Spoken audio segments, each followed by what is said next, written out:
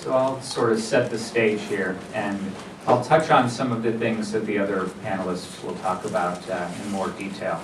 I'll try and just give you an overview. So if I leave you with any message after this afternoon, it's that every year hundreds of patients with HIV are dying while waiting for an organ transplant. And yet at the same time, every year, we throw away hundreds of organs from patients who die infected with HIV.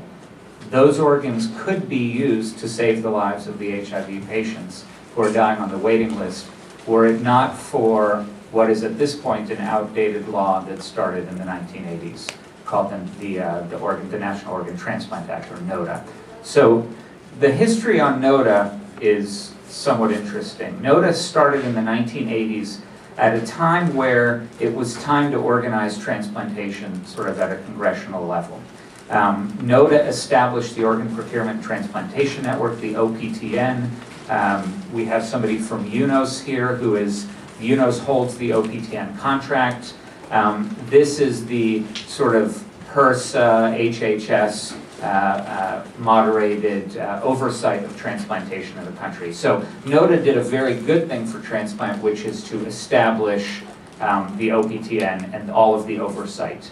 At the same time that NOTA was written, we were in the height of the AIDS scare in the United States in the 1980s, where we hardly knew what was causing the disease, let alone what to do with the disease. And so because of that, and because NOTA happened to be tied into the same omnibus bill that funded all of the AIDS research and the CDC research into AIDS and all that other stuff, NOTA actually has a clause that says that organs that are infected with the agent causing AIDS, we didn't even call it HIV at the time, cannot be transplanted by law. So there is a legal ban on transplanting organs infected with HIV. Interestingly, this is the only disease that is mentioned anywhere at a congressional level in transplantation. Everything else, and there are hundreds of infectious diseases that we worry about in transplantation, everything else is handled by the OPTN, at the OPTN level of government rather than at the congressional level. And the only reason that this is there is because of the environment with regards to AIDS and HIV in the 1980s, which, as we all know, has changed dramatically.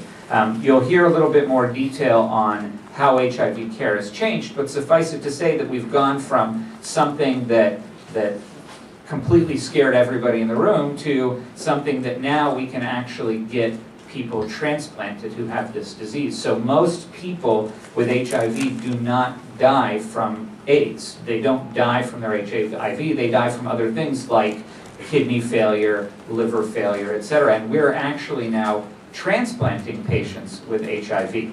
The problem is that they go on a very long waiting list. There are over 100,000 people now waiting for an organ transplant, and they wait in the same line as HIV uninfected patients do, even though HIV-infected patients with this disease die at a faster rate because they have now two diseases.